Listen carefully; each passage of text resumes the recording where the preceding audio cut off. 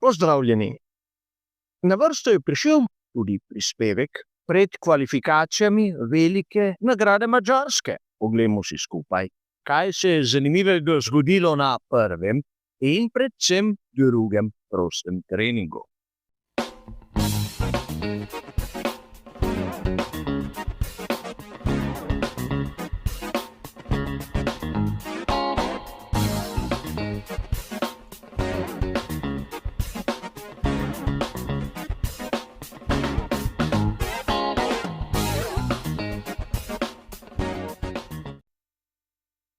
Tudi tokrat bomo v našem prispevku pred kvalifikacijami našo pozornost najprej usmerili k tehničnim novostim ter zanimivostim. Nato v drugem delu si bomo ogledali, kaj se je pravzaprav zgodilo na prvem in predvsem drugem prostem treningu, ter bomo tako skušali razumeti pravo razmerje sil pred prihajajočimi kvalifikacijami, seveda.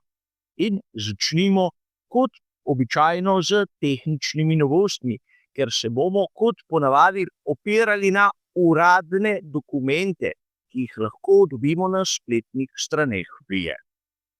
In najprej si bomo ustavili pri ekipi Red Bull, kjer imajo novosti na prednjem aerodinamičnem stabilizatorju, točneje na robu pomožnih profilov in seveda manjše spremembe, predvsem vezane na zanesljivost, so tudi na prednjih zavornih košarah, kjer so spremenili obliko vstopne in izstopne hladilne reže.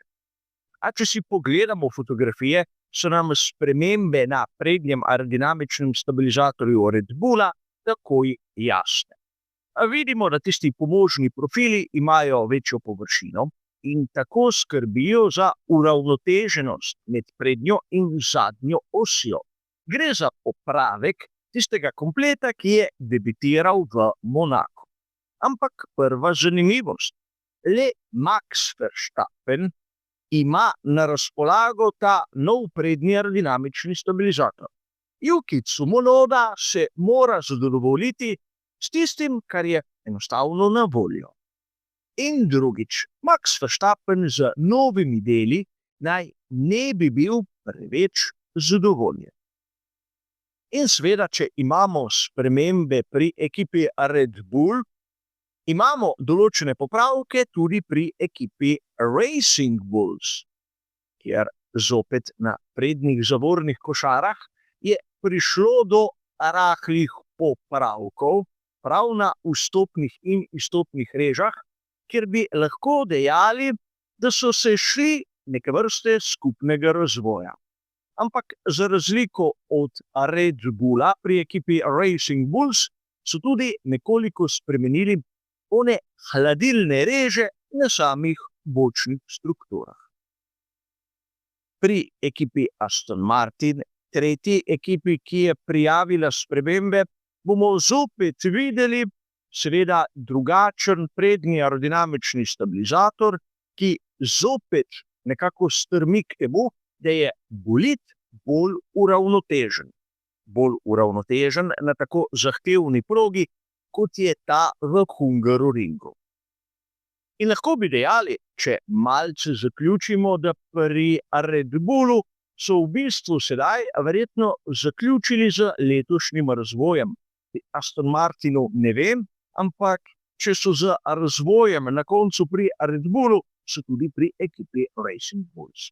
A poglejmo si še nekaj zanimivosti, kjer se ne bomo preveč ustavljali pri novici, da so Frederiku Vasarju pri skuderiji Ferrari podaljšali pogodbo.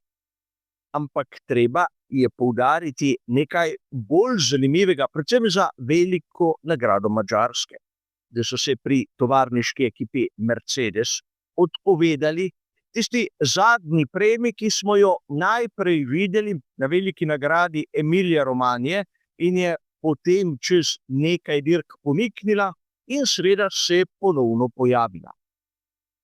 Nekako je bilo videti, da zadeve ne delujejo, predvsem Andrea Kimi Antonelli je imel grozovit padec v formi in zopet so pri Mercedesu naredili korak nazaj.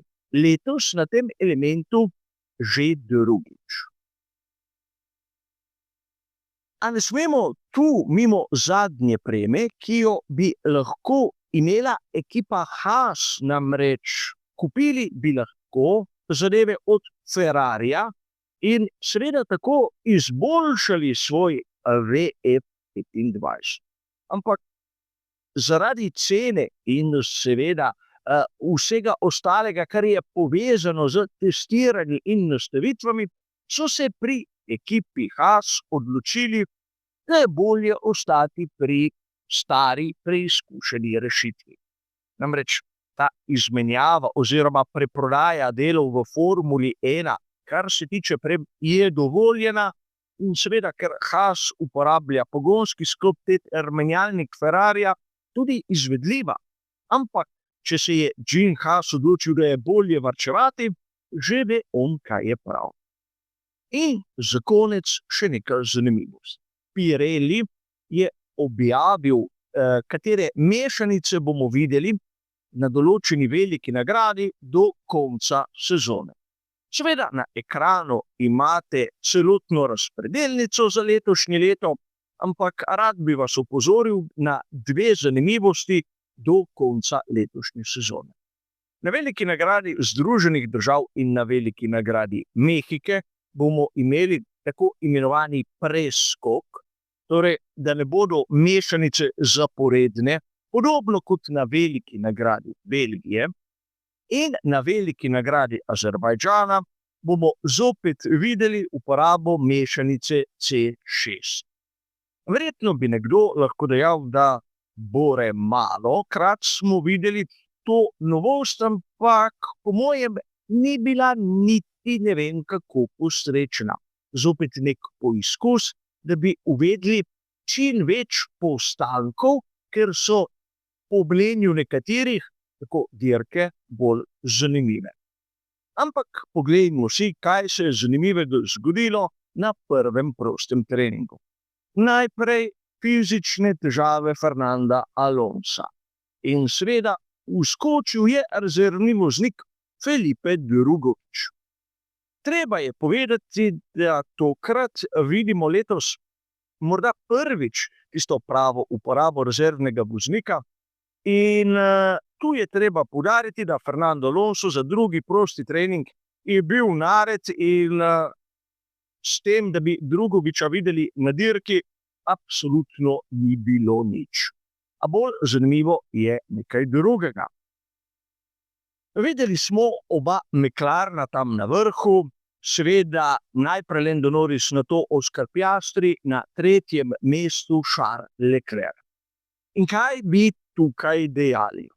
Lahko po eni strani bi dejali, da nič presenetljivega, da je McLaren tam spredaj, da je Ferrari prvi zasledovalec, mogoče zopet ni presenečenje, ampak če se ozremo na rezultate prvega prostega treninga, bomo videli, da je mnogo outsiderjev dokaj visoko, dokaj blizu. Ampak zadeva, na katero moramo biti pozorni.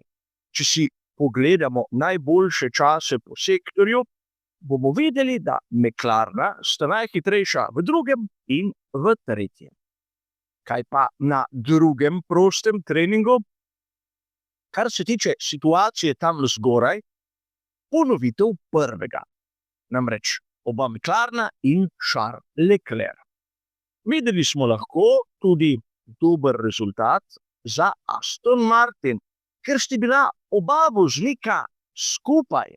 Seveda na prvem prostem treningu o Felipeju Drugoviču ne bomo izgubljali preveč besed, kajti vskočil je v zadnjem trenutku in pričakovanja so bila tako ali drugače nizka.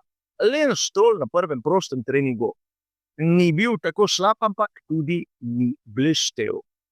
Tu je treba poudariti nekaj, da ukolikor zopet pogledamo sektorske čase, dobimo še eno potrditev McLarena, najboljša v drugem in tretjem sektorju. Torej, če gledamo generalno v luči kvalifikacij, bomo takoj opazili nekaj. Namreč drugi in tretji sektor sta ključna in seveda pri McLarenu imajo prednost.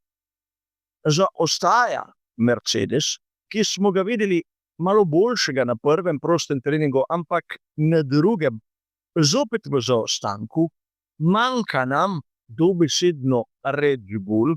Govorili smo o tem, da Yuki Tsunoda ni imel novih delov, Max Verstappen z novostmi ni bil zadovoljen in lahko pričakujemo, seveda na samih kvalifikacijah, da se bosta za najboljše izhodišče borila oba voznika McLarena. Na to bi res lahko prišel na vrsto Ferrari kot prvi zasledovalec, ampak ne toliko po svojih zaslugah, kot po temu, da imajo ostali težave.